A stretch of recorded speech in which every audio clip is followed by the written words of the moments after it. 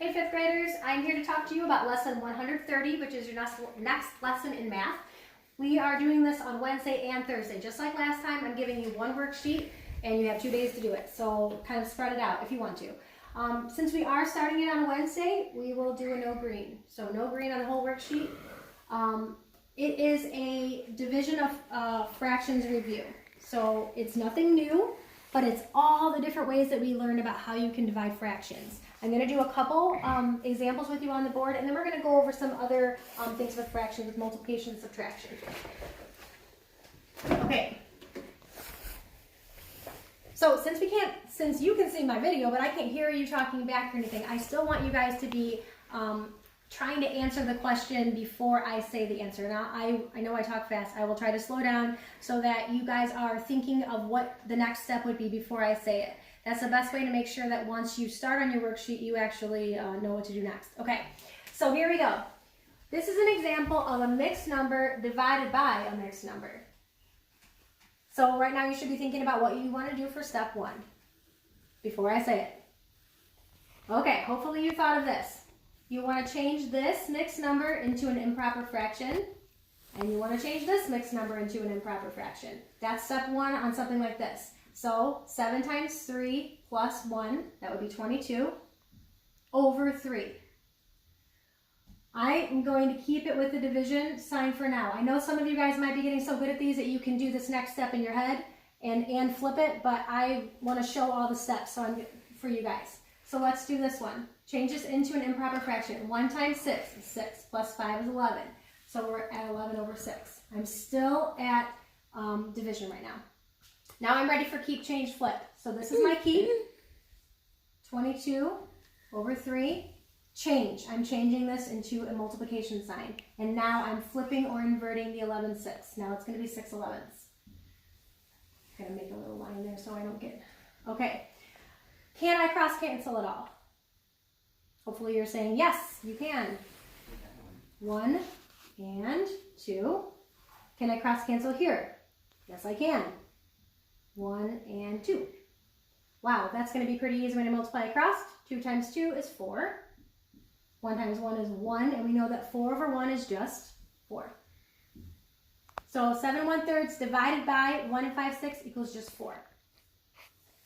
Okay, come down here to the other teal problem.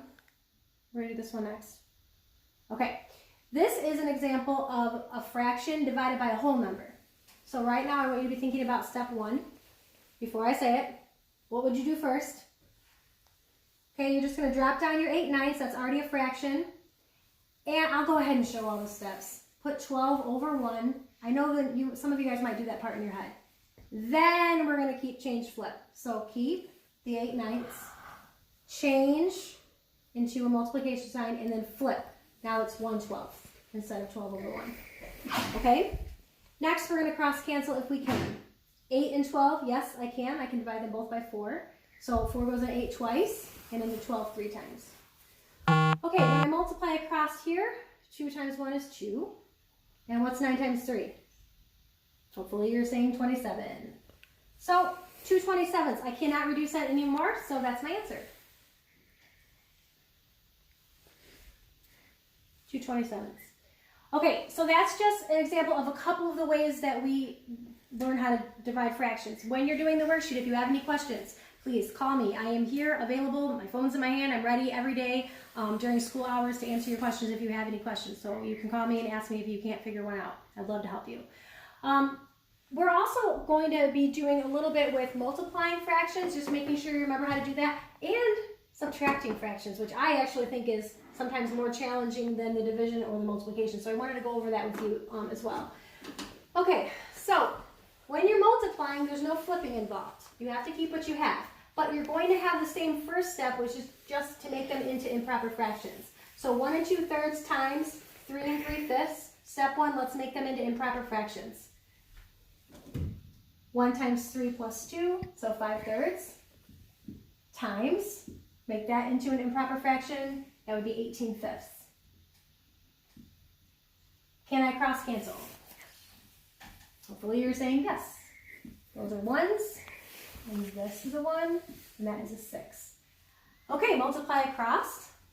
I I end up with 6 over 1, which we know just means 6. So 6 is my final answer. Okay, now coming down here to a subtraction. The thing about subtraction and addition is that you have to have a common denominator. Do I have a common denominator right now? 3/8 and 2/3. No, I do not. I like to write them up straight up and down. That's not necessary, but I just think it makes it a little bit easier to see. So that's the first thing I like to do. So 16 and 3/8 minus 7 and 2/3. I didn't change anything. I'm just writing it vertically.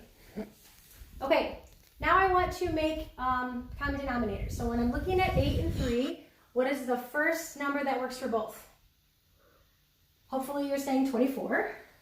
24 is the first number that will work for both. Okay, whatever you do to the bottom, you have to do to the top. So to get from 8 to 24, I multiply by 3. So I have to multiply by 3 on the top. 3 times 3 is 9. That's just making an equivalent fraction. Okay, how do I get from 3 to 24? I multiply by 8. So I have to multiply the 2 by 8 as well. 2 times 8 is 16. Oh brother, I didn't make myself enough room. That's okay, I can do this. So, 9/24 minus 16/24. Do you see a problem? You can't take 9/24 minus 16/24. So what do? We have to borrow from our whole number. So the 16 becomes a 15. And I have to give something to the 9/24 that they can use that means the same as 1. So we want to use the same denominator that they already have, which would be 24. So we actually have to give them 24/24. I'll show it to you up here since I ran out of whiteboard. Okay, so I have the 9/24 already. I'm just showing you that. And I'm going to add 24/24 to that because that's the same as giving them 1. What's 9 plus 24? 33. So now I have 33/24. All I did was borrow from the 16, make it a 15, give them 1, which is 24/24, and when you give something in math, you're adding it. Okay, so 9 plus 24 was 33. 33, now I'm ready to finally subtract. Well, it's 33 minus 16. That would be 17, and we keep 24 as our denominator. Now I have 15 minus 7. 15 minus 7 is 8. Guys, you will have some problems on your worksheet for lesson 130 that have subtraction where you have to get a common denominator like that. So do your best, and like I said, if you have any questions, give me a call.